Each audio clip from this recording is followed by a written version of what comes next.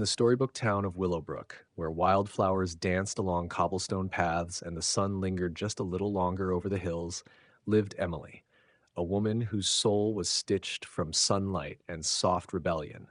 She had always believed that happiness was something she could will into existence, like a garden that bloomed simply because you smiled at it. When she met James, a man whose hands bore the ink-stained dreams of an artist and whose words dripped with poetic promise, she thought she'd found her forever. He was tender, intense in a quiet way, and saw beauty in things most people overlooked: the shadow of a cloud across a field, the tremble of leaves just before rain. They married in a glade behind her grandmother's cottage, beneath swaying oaks wrapped in fairy lights. James wore a navy vest flecked with paint, and Emily wore a crown of wild daisies. They made vows that felt like music, echoing off the mossy stones and into the hearts of everyone who watched. Emily entered marriage with one mantra: happiness above all else. She thought that if she protected her joy, everything else would align. She gave up her corporate job. Those high rises and endless meetings never fed her spirit anyway, and supported James in building his dream studio.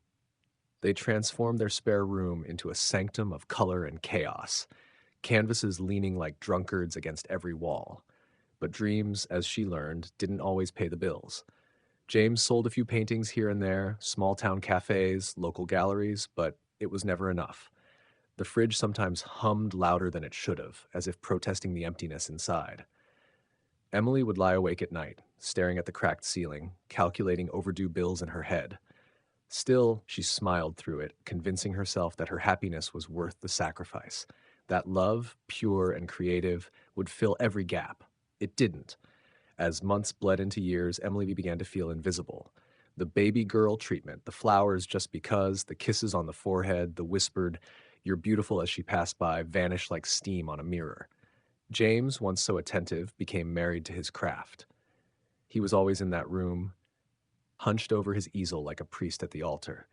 He'd forget to eat, to ask her how her day went, to notice when her smile no longer reached her eyes. Loneliness isn't always loud. Sometimes it's the silence that screams. At first, Emily only wanted to feel noticed again.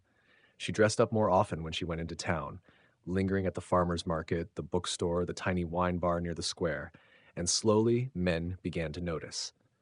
There was Nathan, the real estate developer with a golden watch and teeth too white to be real, and Lucas, who owned a string of gyms and smelled like cologne and expensive deception. They complimented her, bought her wine, laughed too hard at her jokes. She didn't sleep with them, at least not at first. But she flirted with the idea, indulging in the possibility of being adored again. She mistook attention for affection, luxury for love. Eventually, lines blurred. Her texts became secrets, her smiles split between James and men who only saw her as a temporary amusement. Each affair left her emptier than the last. Meanwhile, James remained buried in his art, unaware of the slow erosion of their marriage, or perhaps just unwilling to look. Then one day, almost miraculously, his work caught fire. A well-known critic from the city stumbled upon one of his pieces during a retreat in Willowbrook. A few articles later, his email lit up with commission requests. His name started floating in conversations far outside their sleepy town. He was finally seen. By then, it was too late. James began traveling to showings and networking events. He saw the world with new eyes, and in doing so, began to see the truth about Emily: her distance, her bitterness, the strange perfume that lingered on her clothes. There was one final confrontation, quiet, almost painfully so. Emily cried, not because he yelled, he didn't, but because he simply looked at her like she was a stranger. He told her he still loved who she was, but not who she'd become. And just like that, he left. Not long after, James met Amara, a fellow artist with a wild laugh and fire in her eyes. They connected instantly, a shared love for color, chaos, and honesty. Within a year, they married in the city under a minimalist arch of metal and succulents, surrounded by creatives and visionaries. His life moved on. Emily stayed in Willowbrook. The cottage grew colder, the rooms echoed, the daisy crown yellowed in a box under her bed. She tried to return to the woman she once was, the joy seeker, the light bringer. But happiness, she learned, isn't something you chase alone in a partnership. It has to be nurtured, held between two people like a fragile flame. And in choosing her happiness above all, she had ignored the quiet, tending love required. In time, she began to heal. She started a blog about love, mistakes, and self worth.